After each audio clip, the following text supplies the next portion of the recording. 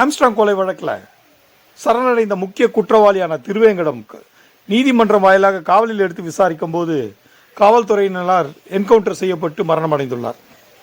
இது ஏற்கனவே காவல்துறை மீது பல்வேறு குற்றச்சாட்டுக்களை கூறி வரும் அரசியல் தலைவர்கள், அதாவது கூட்டணி கட்சியில் இருக்கும் விடுதலை சிறுத்தைகள் கட்சியுடைய தலைவர் திருமாவளவனும் சிபிஐ என்கொயரி வேண்டும் என்று கேட்டுள்ளார்.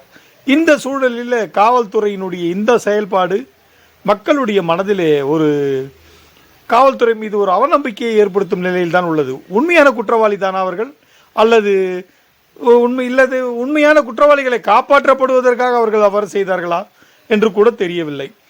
நம்ம பார்த்தோம்னாக்கா இப்போ புதிய குற்றவியல் சட்டங்களின்படி கேமரா முனை கொண்டு விசாரிக்க வேண்டும் என்கின்ற எவிடன்ஸ் ஆக்ட் மாற்றி அமைக்கப்பட்டுள்ளது.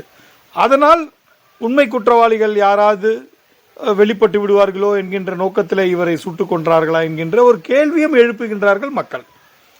இப்படி பல்வேறு கருத்துக்களை உருவாக்கக்கூடிய இந்த சூழலை நம்ம பார்க்கின்றோம். நேர்மையாகவும் நியாயமாகவும் விசாரணைகள் நடக்கப்பட வேண்டும். ஒரு இண்டிபெண்ட் ஏஜென்சி இதில் நடத்தினாதான் சரியா இருக்குமோ என்கின்ற ஒரு சூழல் வருது.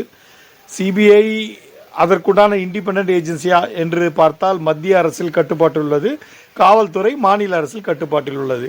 யார் சுதந்திரமாக செயல்படுவார்கள் என்கின்ற சூழல் உள்ளது. மக்களுடைய அவநம்பிக்கையை பெற்றுக் கொண்டிருக்கின்றார்கள் இந்த விசாரணை ஏஜென்சிஸ்கெல்லாம்.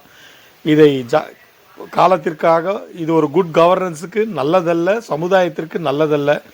சிந்தித்து காவல்துறை உண்மையான நேர்மையான குற்றவாளிகளை உண்மையிலே கைது செய்து அவர்களை தண்டனை பெற்று தர வேண்டியதுதான் அவர்களுடைய கடமை. அத்துமீறி அவர்கள் செயல்பட்டாலும் அது மனித உரிமை மீறலாக தான் கொண்டு வரப்பட வேண்டும்.